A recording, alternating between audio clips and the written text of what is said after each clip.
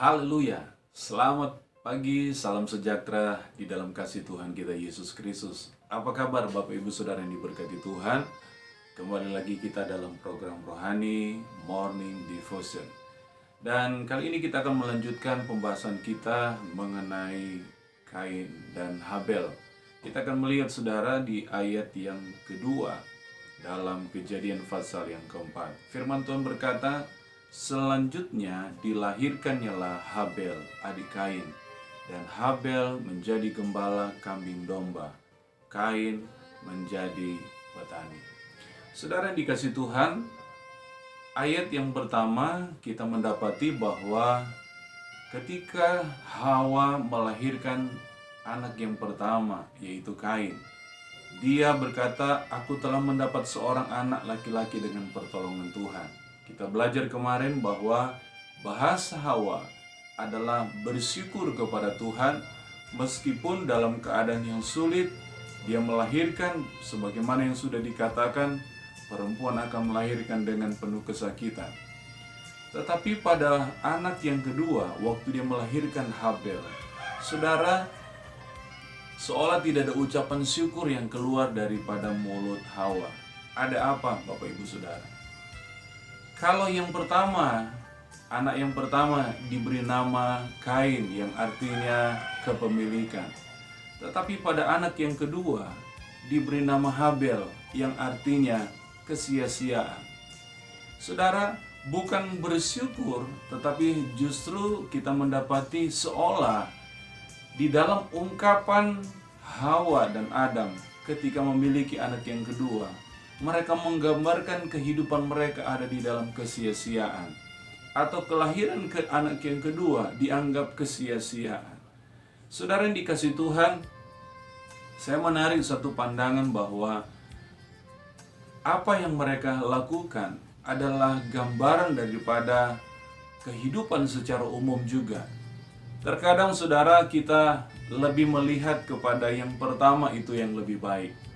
Kita lebih melihat anak yang pertama itu yang lebih kita perhatikan. Ketika anak kedua dan seterusnya, seolah kita kurang memperhatikan, kurang mempedulikan. Maaf kata bagi Bapak Ibu Saudara yang mungkin tidak seperti itu, tapi ada di sana ketika anak yang pertama lahir, mereka begitu excited, mereka begitu bahagia, mereka begitu bersyukur. Tetapi ketika anak yang kedua dan seterusnya mulai seperti hal yang biasa. Nah, saudara yang dikasihi Tuhan, mari kita mau melihat kepada apa yang menjadi kehendak Tuhan. Saudara yang dikasihi Tuhan, Tuhan mengajar kita untuk selalu bersyukur dalam segala keadaan. Mengucap syukur dalam setiap apa yang kita nikmati, apa yang kita terima daripada Tuhan.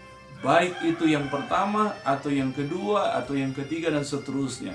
Baik ketika itu bicara tentang anak pertama, anak kedua, anak yang ketiga. Jangan pernah kita membeda-bedakan, saudara.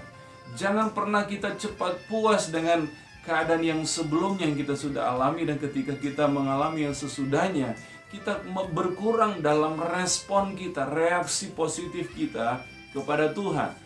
Kita harus sadari bahwa segala sesuatu yang kita terima, yang kita nikmati, itu datangnya dari Tuhan. Paulus pernah berkata bahwa segala yang terbaik itu hanya datangnya daripada Tuhan.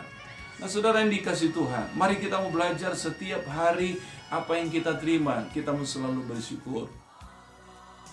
Jangan pernah kita menganggap, saudara, yang kedua, ketiga itu adalah sesuatu hal yang biasa.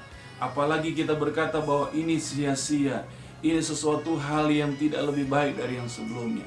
Karena Alkitab berkata, saudara, bahwa justru ketika besar, kedua anak ini menunjukkan karakter yang berbeda. Karakter yang dimana mereka menunjukkan bahwa Habel menjadi anak yang baik, anak yang berprestasi, anak yang betul-betul membanggakan Tuhan. Sedangkan Kain justru, dia hidup di dalam pola yang duniawi, pola yang dimana justru pada akhirnya dia menjadi kakak yang tidak bertanggung jawab. Bahkan Alkitab berkata dia membunuh adiknya. Yang seharusnya saudara dipikirkan saja, itu tidak ada di dalam pikiran Kain. Tetapi justru itu terjadi, bahkan terrealisasi. yang akhirnya adiknya habis di tangan kakaknya, yaitu Kain. Saudara yang dikasihi Tuhan, mari kita belajar dari hal ini untuk kita tidak membeda-bedakan segala sesuatu yang kita terima dari Tuhan. Kita percaya kalau kita boleh terima itu dari Tuhan, itu kepercayaan, itu anugerah, dan selalu kita harus syukuri.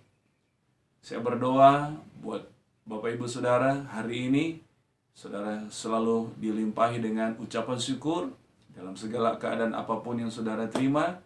Saudara terus berjalan di dalam kehidupan yang selalu dipenuhi dengan ucapan syukur kepada Tuhan dan tidak pernah menyia-nyiakan apapun yang menjadi berkat Tuhan bagi kita. Selamat kita beraktivitas. Tuhan Yesus mengasihimu dan Tuhan Yesus memberkatimu. Haleluya.